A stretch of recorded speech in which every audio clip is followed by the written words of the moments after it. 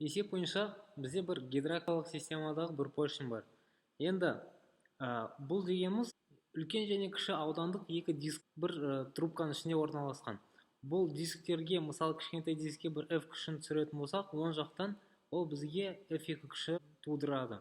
Ол дегеніміз, мысалы біз мынау салмақты затты бір H биіктікке көтеру керек болатын болса, біз кіші жақтағы поршеньға A1 ауданына F деген күшті түсіретін кезде оны бір кез келген бір биіктікке көтереміз. Енді есеп бойынша, егер осы F1 бізде 200 ньютонға тең болатын болса, мына поршень ішіндегі тудыратын қысым бізде 400 килопаскальға тең дейді.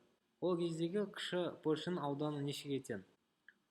Біз еске түсіретін болсақ, қысымның формуласы күш бөлінген аудан болатын болса, енді ауданды табу үшін ол бізде P тең F1 бөлінген A1 болатын болса, A1 тең F1 бөлінген P.